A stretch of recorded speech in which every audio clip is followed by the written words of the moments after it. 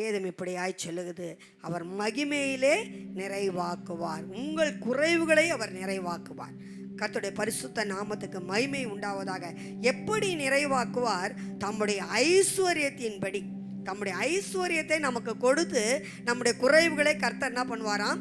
நிறைவாக்குவார். அப்போ மனிதர்களாய் பிறந்த நமக்கு எல்லாருக்குமே கர்த்தருக்கு நல்லா தெரியும் நாம் குறைவுள்ளவர்கள் என்று அவர் அறிந்தவராய் இருக்கிறார். இங்கே வந்திருக்கிறதுல யாருக்கேனும் எனக்கு ஒரு குறை கூட இல்லை சிஸ்டர், நான் ரொம்ப சஃபிஷியண்ட்டாக இருக்கிறேன் அப்படின்னு யாராகிலும் ஒருவர் சொல்ல முடியுமா? ஏதாயிலும் ஒரு தேவை நமக்குள்ளே என்ன பண்ணுங்க காணப்படும், நம் வீட்டிலே காணப்படும், எல்லாம் நம்ம தனிப்பட்ட மனிதர்கள் வாழ்க்கையிலே காணப்படுவது உண்டு. பாருங்க, நம்ம ஆண்டவருக்கு எல்லா ஐஸ்வர்யம் நமக்கு கொடுக்க அவர் சித்தமுள்ளவராக இருக்கிறார். ஆனால் ஒன்னே ஒன்று சொல்றாரு, கேட்கிறவனுக்கு அது கிடைக்கும். கேட்டாதான் கிடைக்கும். நம்ம இருதயத்திலே வைத்து கொண்டு எனக்கு ஆண்டவர் இதை கொடுத்துருவார் அதை கொடுத்துருவாருன்னா அவர் கொடுக்க மாட்டார். நீங்கள் வாயை திறந்து என்ன பண்ணணும்? கேட்கணும், அவரை நம்பணும். அந்த நம்பிக்கை யாருன்னா, அந்த ஐஸ்வர்யத்தை கொடுக்கறதுக்கு அந்த நம்பிக்கை யாருன்னா அவர் இயேசு. இயேசுவால் கூடாத காரியம் ஒன்றுமே இல்லை. கர்த்தர் இந்த நாளிலே கூட என்னிடத்துல பேசின காரியம் என்னன்னா, உங்கள் குறைவை எல்லாம் அவர் நிறைவாக்குவார். உங்கள் என்ன குறைவு இருந்தாலும் சரி, அதை கர்த்தர் என்ன பண்ண போறாரு? நிறைவாக்க. வெறும் வெல்த்தி மாத்திரம் இல்லை, வெறும் பணத்தை மாத்திரம் நான் சொல்ல வரல, இந்த நாளையில் கூட ஐஸ்வர்யத்தை மாத்திரம் சொல்ல வரல. ஒருவேளை உங்கள் சரீரத்தின் தேவைகளாக இருக்கலாம், இல்லை வேற ஏதாவது உங்களுக்கு தேவை இருக்கலாம். எதுவாக இருந்தாலும் அந்த தேவையை கர்த்தர் இந்த நாளில் என்ன பண்ண போறார்? நிறைவாக்க போகிறார். ஹல்லேலூயா. சங்கீதங்களின் புஸ்தகம் 34ஆம் சங்கீதம் 10ஆம் வசனத்திலே கடைசி பாதம் சொல்லுகிறது, கர்த்தரை தேடுகிறவர்களுக்கோ ஒரு நன்மையும், கர்த்தரை தேடினா அவங்களுக்கு ஒரு நன்மை என்ன பண்ணாதான்? குறைவுபடாது. நான் கர்த்தரை தேடினேன், எனக்கு ஒன்றுமே இல்லை, கர்த்தரை எனக்கு சாப்பாடு கூட கொடுக்கல, நான் ஒன்றுமே இல்லாமல் இருக்கிறேன் அப்படின்னு யாராவது இங்கே இருக்கவங்க சொல்ல முடியுமா? நான் ரட்சிக்கப்பட்டேன், கர்த்தர் என்னை ஆசீர்வதிக்கவே இல்லை அப்படின்னு யாராவது இங்கே சொல்ல முடியுமா? கர்த்தரை தேடியதுனாலே கர்த்தர் என்னை ஆசீர்வதித்தார். அப்போ கர்த்தர் இந்த நாளில் சொல்லுகிறார், கர்த்தரை தேடுகிறவர்களுக்கு ஒரு நன்மையும் குறைவுபடாது. ஒரு யூத குலத்து ஸ்திரீ தான் இந்த எஸ்தர் ராஜாத்தி. அப்படியா இவர்கள் எருசலேமிலிருந்து சிறை பிடித்து கொண்டு வரப்பட்டவர்கள். அவருடைய சிறிய தகப்பன் மொர்தகாய், அவர் என்ன பண்ணுறாரு? இந்த அகாஸ்வேரு ராஜாவின் அரண்மனையில் வாசற் காவலாளியாக அமர்ந்து வேலை பண்ணிட்டு இருக்கிறார். அப்போது இந்த ஆகாஸ்வேரு ராஜாவினுடைய மூத்த மனைவி வஸ்தியை அவர் என்ன பண்ணுறாரு? மனைவியின் ஸ்தானத்திலேருந்து விலக்கிட்டார். ஏன்னா அவர் விருந்து பண்ணிட்டு இருக்கும் போது அந்த வஸ்தியை கூப்பிடுறார், வர சொல்லி அனுப்புகிறார். ஆனால் இந்த அம்மா சொல்கிறாங்க நான் வரமாட்டேன் அப்படின்னு. அப்போ இந்த அம்மா வராததுனால அவர் என்ன பண்ணுறாரு? இனி நீ வரவே வேண்டாம், அந்த ராஜஸ்திரிக்குரிய மரியாதையை உன்னிலிருந்து நான் எடுத்துறேன்னு சொல்லி என்ன பண்ணுறாருங்க? பட்டத்து ராஜஸ்திரியை என்ன பண்ணுறாருங்க? விலக்கி வைத்து விடுகிறார். அதற்கப்புறம் அவருக்காக பெண்களை எல்லாம் தேடும் போது இந்த எஸ்தர் ராஜாத்தியும் என்ன பண்ணுறா? எஸ்தரும் என்ன பண்ணுறா? அரண்மனைக்கு கொண்டு போகப்படுகிறாள். அப்போ பார்த்தீங்கன்னா அந்த ராஜாவின் கண்களிலே அவளுக்கு என்ன பண்ணுதுங்க? தயை கிடைக்கிறது. கர்த்தர் இன்னைக்கு சொல்கிறார் பாருங்க, உங்களுக்கும் எனக்கும் கூட இயேசு ராஜாவின் கண்களிலே நமக்கு என்ன கிடைக்கணும்? தயவு கிடைக்கணுங்க.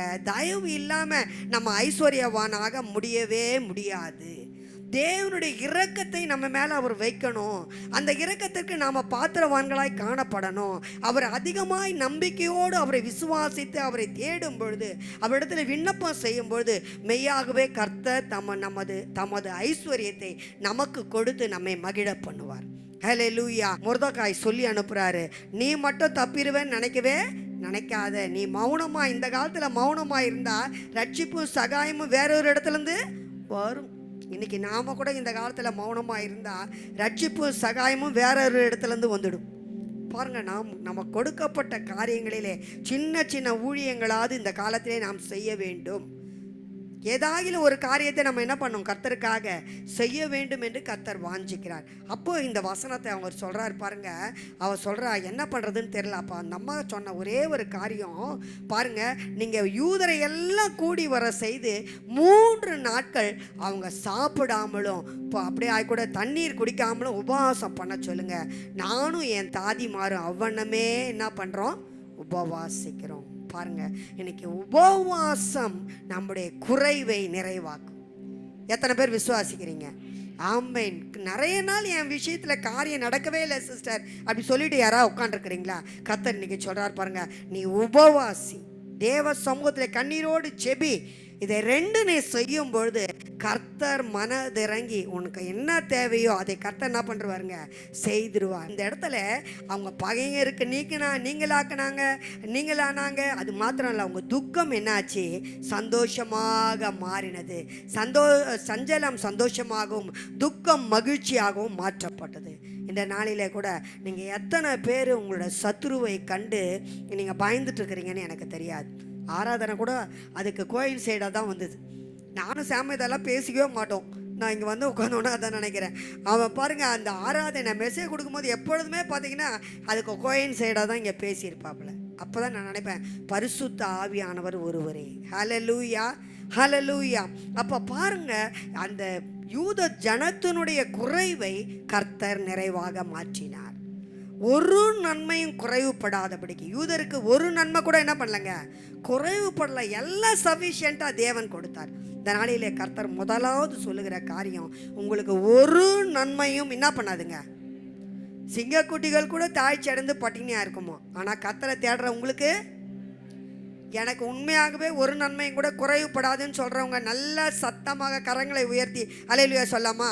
ஹல்லேலூயா, ஆமென். இந்த மாதம் ஃபுல்லாக நீங்கள் நல்ல சந்தோஷமாக இருக்க போகிறீங்க. உங்கள் துக்கம்லாம் சந்தோஷமாக என்ன பண்ண போகுது, மாறப்போகுது. அதுதான் ஃபஸ்ட்டு. நிறைய பேர் மனதில் பாரத்தோடு இருக்கிறீங்க. உங்கள் பாரத்தெல்லாம் இந்த இடத்துல கர்த்தர் மேலே இறக்கி வச்சுட்டு போயிடுங்க. கர்த்தர் உங்கள் துக்கத்தை எல்லாம் என்ன பண்ண போகிறாருங்க, சந்தோஷமாக மாற்றி ஒரு நன்மை கூட குறைவில்லாதபடிக்கு மாற்ற போகிறார். 2 தவளைகள் விளையாடி கொண்டே இருந்துதான். அப்போ 2 தவளைகள் விளையாடிக்கிட்டே இருக்கும் பொழுது பார்த்தீங்கன்னா, அந்த ரெண்டும் குதிச்சு விளையாடிட்டு இருக்கும் போது பக்கத்தில் ஒரு பானையில் பால் இருந்துதான். அந்த பால் தயிருக்காக ஊற்றி வச்சுருக்காங்க. நல்ல பெரிய பானை. அந்த பெரிய பானையில் பாலை ஊற்றி வச்சுருக்காங்க. அவங்க அதை திறந்து வச்சுட்டாங்க போல இருக்கு. இந்த தவளைகள் குதித்து விளையாடும் பொழுது இந்த தவளை என்ன பண்ணிடுச்சு, ஒரு தவளை அதில் என்ன பண்ணிடுச்சுங்க, விழுந்துருச்சு.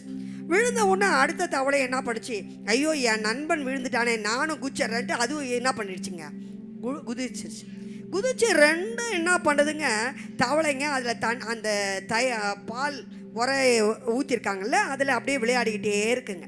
விளையாடிட்டு இருக்கும் போது ஒரு தவளை சொல்லுது இன்னொரு தவளை கிட்ட, இன்னும் கொஞ்சம் நேரத்தில் நான் செத்துற போகிறேன், ஏன்னா நமக்கு வெளியே வர்றதுக்கு என்ன பண்ணல வழியே தெரியல அப்படின்னு சொல்லுது.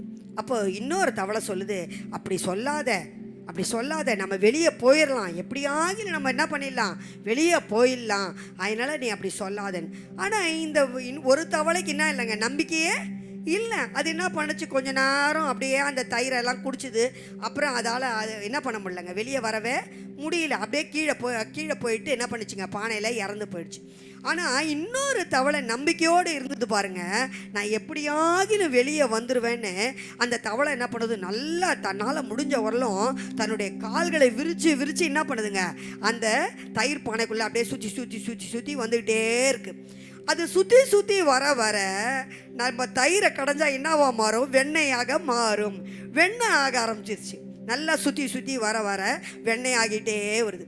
வெண்ணெய் ஆன உடனே தவளை அழகாக என்ன பண்ணுச்சு, வெளியே குதித்து வெளியே வந்து விட்டது. ஹல்லேலூயா. கர்த்தர் இன்றைக்கு சொல்லுகிறார், உயிரோடு இருந்த தவளையை போல விசுவாசம் இருக்குது.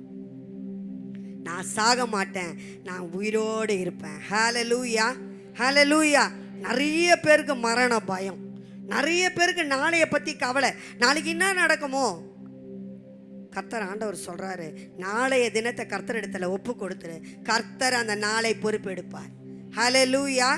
வருங்கால பயங்கள் வேண்டாம்ப்பா, தேவ சமூகத்தில் ஒப்பு கொடு, ஒன்றுமே குறைவில்லாமல் உன்னை நடத்துவார். அவருக்கு பயந்தவர்களுக்கு என்ன இல்லையா, யார் கர்த்தருக்கு ரொம்ப பயப்படுறோமோ அவர்களுக்கு குறைவே ஆண்டவர் வைக்க மாட்டார். ஏன் தெரியுமா, ஆண்டவர் நம்முடைய இருதயத்தை காண்கிறவராக இருக்கிறார். அவர் பார்த்துக்கிட்டே இருப்பார், என் மகன் என் மேலே எவ்வளோ நம்பிக்கை வச்சுருக்காங்க, இவங்க குறைவெல்லாம் நம்ம எடுத்து போடுறோம்னு கர்த்தரே அந்த குறைவுகளை என்ன பண்ணிடுவாருங்க, எடுத்து போட்டுருவார். கர்த்தருக்கு பயந்தவனையும் கிருபை சூழ்ந்து கொள்ளும். என்ன சூழ்ந்து கொள்ளுமா, கிருபை. நான் சொன்ன பாருங்க போன வசனத்தில், பூரண கிருபை அவர்கள் மேல் உண்டாயிருந்தது. அந்த பூரண கிருபையை சுதந்தரிக்கிறாங்க. முந்தின ஆலயத்தின் மகிமையை காட்டிலும் பிந்தின ஆலயத்தின் மகிமை எப்படி இருக்குமா? பெரிதாக இருக்கணும். நான் வர வர கிறிஸ்துவுக்குள்ளே எப்படி இருக்கேன் தெரியுமா? அக்கினியாக இருக்கிறேங்க. நான் வர வர கிறிஸ்துவுக்குள்ளே எப்படி இருக்கணுமா? வைராக்கியமாக இருக்கிறேங்க. நான் வர வர எப்படி இருக்கணும் தெரியுமா? கர்த்தருக்காக எதையும் செய்ய ஆயத்தமாக இருக்கிறேன். எத்தனை பேர் சொல்ல முடியும்? நான் ரட்சிக்கப்பட்ட நாளை விட இன்றைக்கி நான் எப்படி இருக்கிறேன், என்னுடைய ஸ்டேட்டஸ் எப்படி இருக்குது? நம்ம ஸ்டேட்டஸில் அழகழகாக பிக்சர்ஸை வச்சுக்கிறோம். அது இல்லைங்க நம்ம ஸ்டேட்டஸ்ஸு. கர்த்தரை எப்படி நம்ம இருதயத்தில் வச்சுருக்கிறோம், அதுதாங்க உண்மையான ஸ்டேட்டஸ். கர்த்தர் நம்மை காண்கிறார். உன் வீட்டில் குறைவு வருதுன்னா நீ நம்ம எங்கே மிஸ் ஆகிட்டோம், ஏன் மிஸ் ஆகிட்டோம், எதில் மிஸ் ஆகணும், அதை நம்ம வாட்ச் பண்ணி உடனே அதை சரி செய்யும் பொழுது குறைவுகளை எல்லாம் கர்த்தர் நிறைவாக்குவார். ஹல்லேலூயா.